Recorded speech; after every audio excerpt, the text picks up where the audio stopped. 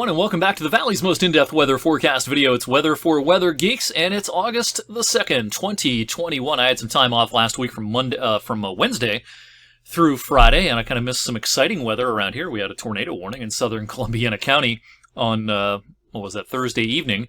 Thankfully, no confirmed tornadoes in our TV viewing area, but there were a few confirmed tornadoes to our south from Carroll County down towards Jefferson County, and also parts of Pennsylvania had some tornadic activity late last week. I was in Nashville, Tennessee, where it was hot and it was humid every day. It was in the mid-90s. Dew points were in the low 70s. It's the kind of heat that we don't see very often around here. I got that for a few days down in Nashville. All right, back here at home, we had a beautiful day today. It's been a pretty nice start to the month of August. A lack of heat at the start of this month, and that goes along with the overall pattern for a lot of July. Yes, we had a few hot days, but we never hit 90 officially at the airport in July.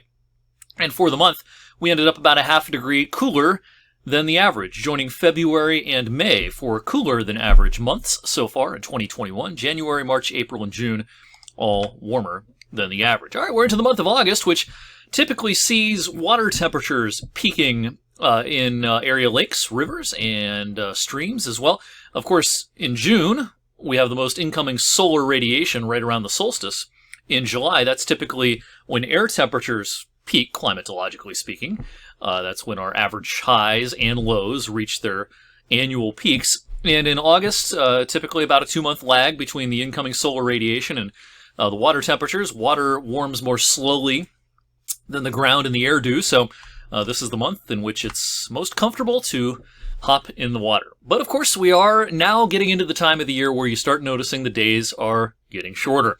We're losing over 2 minutes of daylight per day now, and what we call solar autumn starts officially next week. That's basically the 3-month period on either side of the autumnal equinox in which we're losing daylight at the most rapid pace. So from next week through about the first week of November, that's the stretch in which we lose well over 2 minutes of daylight per day, peaking at around, I think, 2 minutes and 42 seconds worth of daylight loss per day. So, hours of daylight here in early August, about 14 hours and 15 minutes or so. We've lost almost an hour since the longest days of the year back in mid-June, and between now and September 1st, we'll lose over an hour. So we've lost an hour in about 6 weeks, but over the next 4 weeks, we're going to easily lose another hour of daylight as the days continue to get shorter. But there's still a lot of summer left, and, our average highs have ticked down a degree from the peak of 83, but the downward trend is very slow at first. We only lose a degree off our averages through mid-month, another 2 degrees by the end of August. Of course, average temperatures fall much more rapidly as we get into meteorological or climatological autumn. All right, what about this August? I'll tell you, this is the CPC outlook, Climate Prediction Center outlook. I would venture to say that this is a little conservative. I would draw the bottom end of the warmer than average odds a little bit farther to the south. This looks like a pretty warm to hot stretch coming up for a lot of the region, and it looks to have some staying power as well.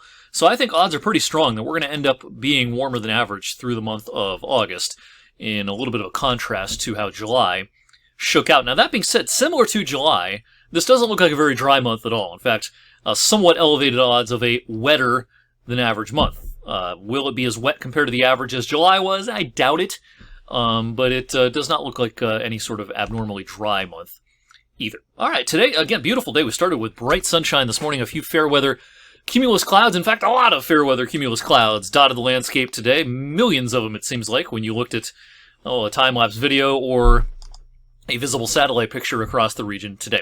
Tomorrow's going to be another winter. We'll start the day once again with bright sunshine, and then cumulus clouds will build up. There's actually a weak disturbance in the upper levels that's going to pass through over the next 48 hours.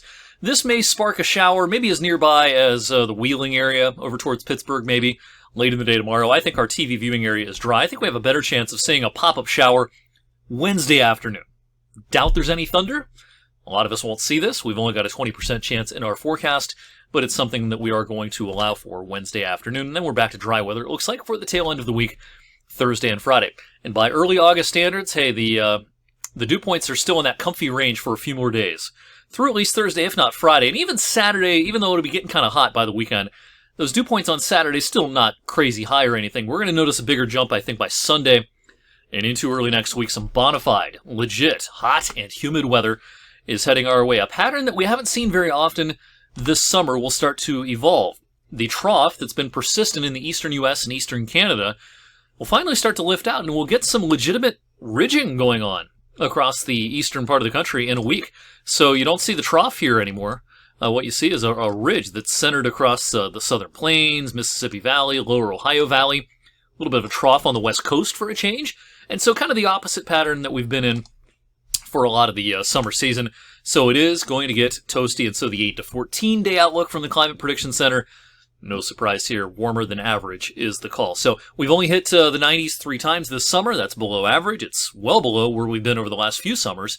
We're going to add at least a couple of 90-degree days to the record books, I should say, as we head into next week. I've got 92 on our forecast for a week from today on Monday. Thank you for checking in this evening on Weather for Weather Geeks on this Monday evening. I'll see you back here on Tuesday.